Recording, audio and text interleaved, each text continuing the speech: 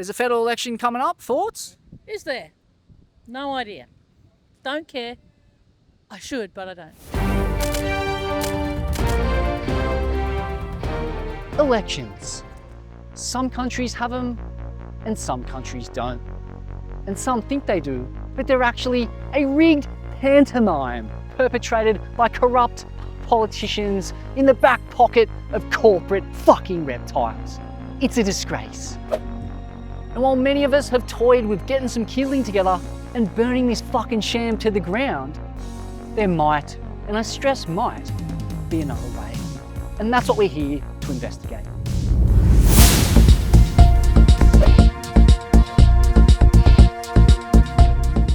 Your number one priority, your number one duty is to represent your constituency. But we all know that that is way down the list in major parties, way down the list. You know, you toe the party line, number one, first and foremost, and then you work out what faction you're in, and you toe the factional line. And way down the list is your constituency. That's what I learned. Today, we've come to the electorate known as McPherson, better known as the Gold Coast, to stick our finger firmly in the date of the nation and check the temperature.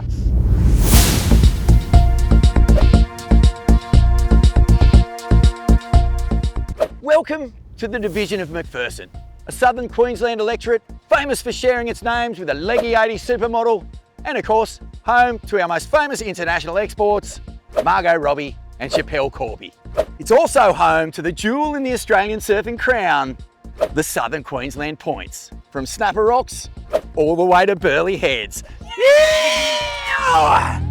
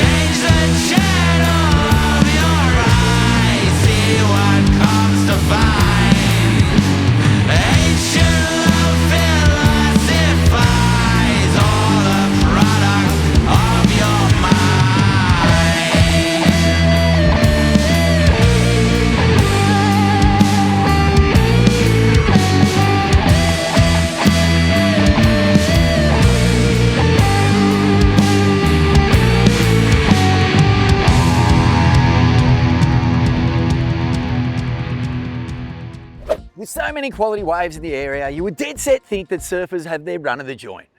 But you're right. I mean, this has just been blue for 50 years, 60 years, and every single electorate along the Gold Coast, from one end to the other, is all Liberal. It's always been and rusted on Libs, and in that regard, like, I would have liked to see a bit of a change up, just so that other perspectives are put on the table. And one of them is the value of surfing. This place, the beach is such an asset. It's our golden asset, and you got to protect your gold. When it comes to Orwellian doublespeak and misinformation, the place you see behind me, Surfer's Paradise, takes the fucking cake. Rising out of the dunes like a bad acid trip, this monument to greed, excess, and shallow materialism is the perfect metaphor for everything that is wrong with the country. The Americanization of our culture, the Chinification of our architecture, our detachment from the natural world. Surfer's Paradise, hot tour. It's further south, amidst the sand-bottom point breaks, working class neighbourhoods and public housing ghettos, that we find signs of life and a symbol of Australia we can be proud of. In people like Mick Fanning, one of 5 to a single mother who overcame all odds to win 3 world titles with a Hemi on a screw. People like Rabbit Bartholomew, another impoverished son of a single mother who dared to dream and in many ways fathered professional surfing as we know it today. And Akana Murray Bartlett, a tough as nails chick who once ran 150 consecutive marathons from the tip of Cape York to the bottom of Victoria to run off her disgust of Australia's sham of a two-party political system and its utter disdain for people and the planet.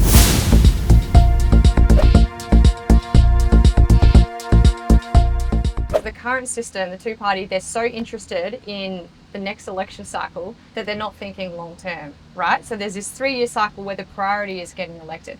My priority is to think long-term. I'm not a party politician.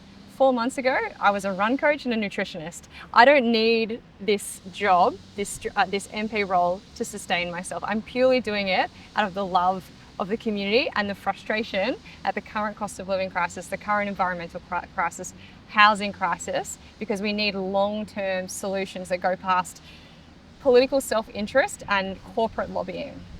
With both parties beholden to political donations by the fossil fuel industry and other corpo, reptilian, profit-driven agendas, well, even a sweet potato can see that Australians are getting well and truly bent over.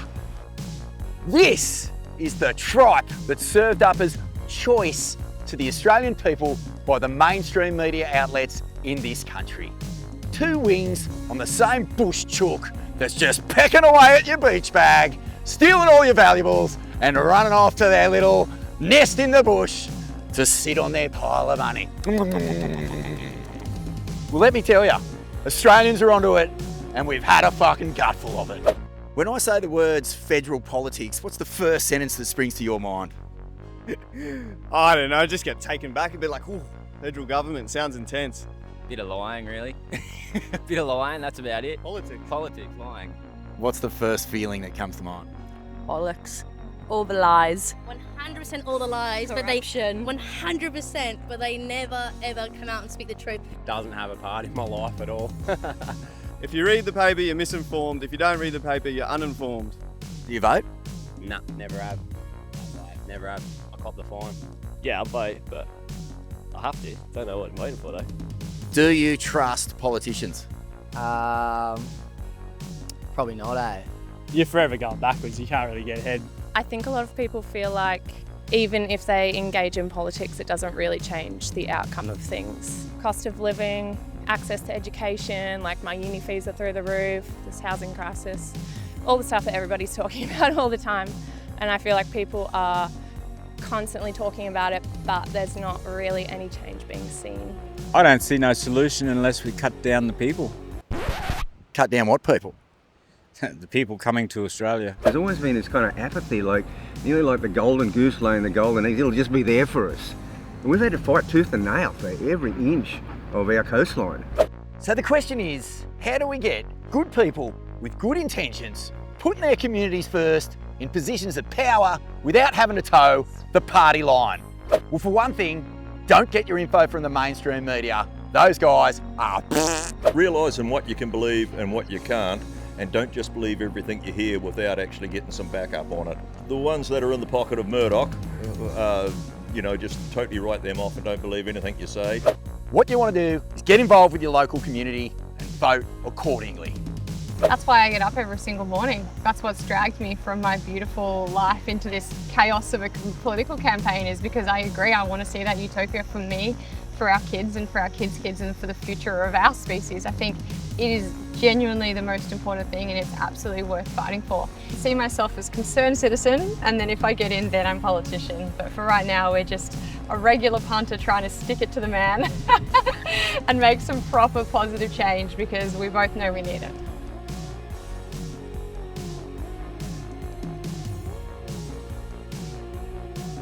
Hey, can I ask you a couple questions? Let's get in my car. We're just heading somewhere else, so feel free to reach out. Oh man, We're happy to take a couple minutes. 1 minute. 1 minute, come on Leon. Oh, come on mate.